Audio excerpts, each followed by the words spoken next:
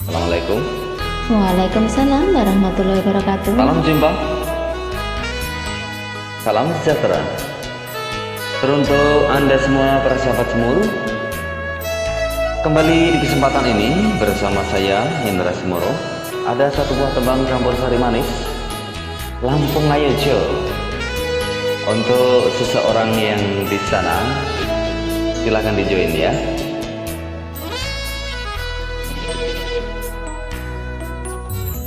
Wes setahun lawase ora tau keprungu kabare, kaget rasa atiku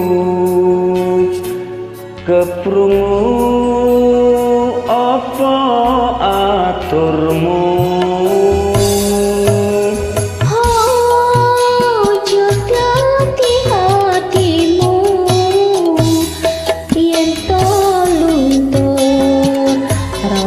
Tresnoku abot kapotan rasa aku duwe katresnan liya teko temen dik kaya mentolo.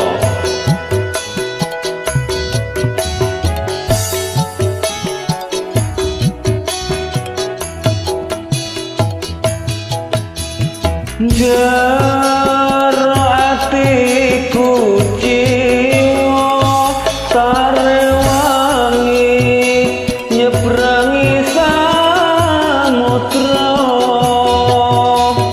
kapal feri yang jadi saksi ku mencari cinta yang suci.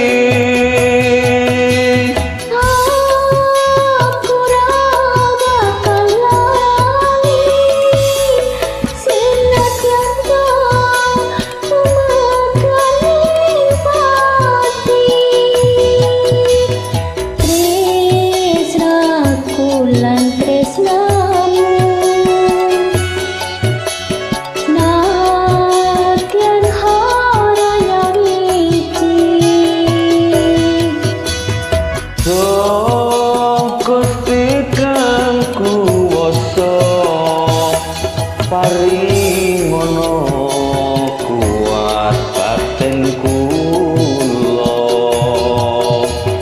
adyan Lampung Ayojo ora bisa nyawijake tresno.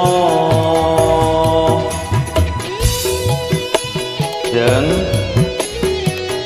dalam Kang aku babar pisan orang iro jebul seleramu mentolo teko gue duit. lah piye to Kang Mas, wong sliramu ya ora ana kabar. Lah aku ya dhewe terus aku sepi ya lho Kang Mas. Wes setahun lawase ora tau keprungu kabare, kaget rasa hatiku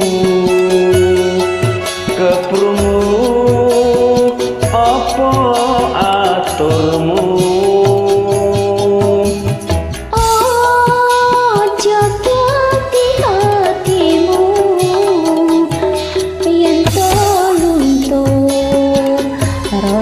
Tresnoku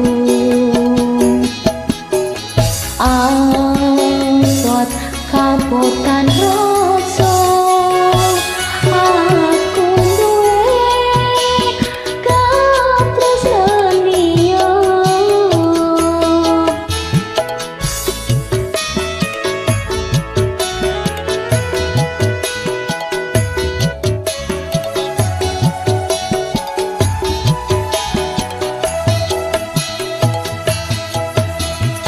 Jarwati kuciwa tarewangi nyebrangi samudra,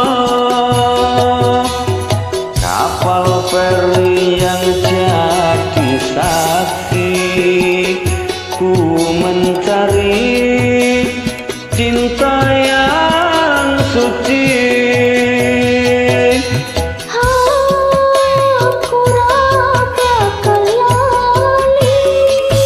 Tenangane opo kowe nglenjani.